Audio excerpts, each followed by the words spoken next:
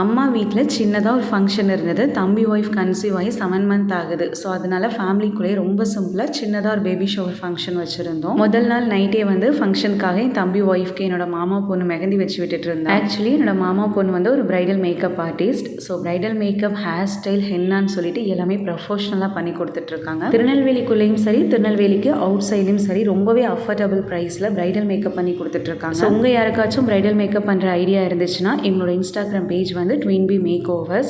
So அதை வந்து நீங்கள் ஃபாலோ பண்ணிக்கோங்க. அதிலே காண்டாக்ட் டீட்டெயில்ஸ் எல்லாமே இருக்குது. ஸோ அவங்களை நீங்கள் காண்டாக்ட் பண்ணிக்கலாம். ஸோ நெக்ஸ்ட் டே மார்னிங் வந்து அம்மா வீட்டில் தான் சாப்பாடு. அக்காவும் ஊர்லேருந்து வந்திருந்தாங்க. ஸோ என்னோட ஃபேமிலி, அக்காவோட ஃபேமிலி 2 ஃபேமிலியுமே இருந்திருந்தோம்.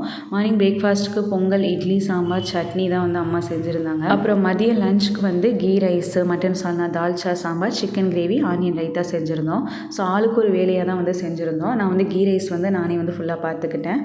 அப்புறம் வந்து மட்டன் சால்னா, தால்ச்சா சாம்பார் இதெல்லாமே வந்து அம்மா செஞ்சு வச்சுட்டாங்க. அப்புறம் அன்றைக்கி ரொம்ப பிஸியாகவே போய்கிட்டு இருந்ததால் என்னால் ஃபுல்லாக வந்து எந்த ரெசிபீஸ்க்கான வீடியோவும் எடுக்க முடியலை. ஸோ அதனால் ஷார்ட்ஸ்க்காக ஜஸ்ட்டு கொஞ்சம் கிளிப்ஸ் மட்டும் எடுத்து வச்சுருந்தேன். கீ ரைஸ் வந்து நம்மளோட சேனலில் இருக்குது. மட்டன் சால்னா எல்லாமே நம்மளோட சேனலில் வந்து இருக்குது. நீங்கள் வந்து ரெசிபீஸ் வேணும்னா நீங்கள் வந்து சேனலில் செக் பண்ணி பார்த்துக்கோங்க. அண்ட் அன்றைக்கி மட்டன் சால்னா ரொம்பவே சூப்பராக வந்திருந்தது.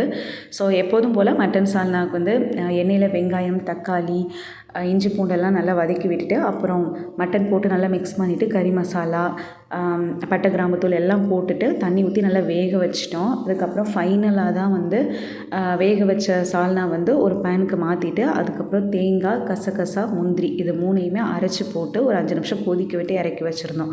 ஸோ இந்த மாதிரி அன்றைக்கி பண்ணியிருந்தோம். ரொம்ப சூப்பராக அந்த மட்டன் சால்னா வந்திருந்தது. ஸோ நான் வந்து சைடில் கீ ரைஸ்க்கு தேவையான இன்க்ரீடியன்ஸ் எல்லாம் சேர்த்து தாளித்து விட்டுட்டு அப்புறம் தண்ணிலாம் சேர்த்து தண்ணி கொதி வந்ததுக்கப்புறமா ஊற வச்ச ரைஸை சேர்த்து ரைஸ் வெந்ததுக்கப்புறமா அந்த ரைஸை தம் போட்டு கீ ரைஸையும் வந்து நல்லா குக் பண்ணி எடுத்து வச்சுட்டேன். சைட் பை சைடு எங்கள் அம்மாவும் சிக்கன் கிரேவி செய்கிறதுக்கு தேவையான இன்க்ரீடியன்ஸ் எல்லாத்தையுமே சேர்த்து நல்லா வதக்கி விட்டுட்டு சிக்கன் கிரேவியும் வந்து நல்லா ஸ்பைஸியாக சூப்பராக வந்து செஞ்சு எடுத்து வச்சுட்டாங்க. ஸோ ஃபைனலாக அன்றைக்கி லஞ்சுக்கு தேவையான எல்லா ப்ரிப்பரேஷனும் செஞ்சு எடுத்து வச்சிட்டோம். ஸோ அன்றைக்கி ஃபங்க்ஷன் வந்து ஈவினிங் 5 o'clock கிட்ட தான் ஸ்டார்ட் ஆச்சு.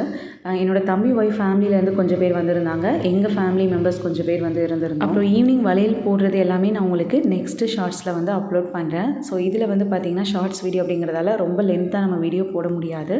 ஸோ அதனால் நான் உங்களுக்கு பார்ட் வீடியோவாக வந்து அதை போடுறேன். ஸோ குயிக்காக வந்து பார்ட் வீடியோ நெக்ஸ்ட்டு ஷார்ட்டில் அப்லோட் பண்ணுறேன். ஸோ அது வரைக்கும் கனெக்டிங்கில் இருங்க. தேங்க்ஸ் ஃபார் வாட்சிங்.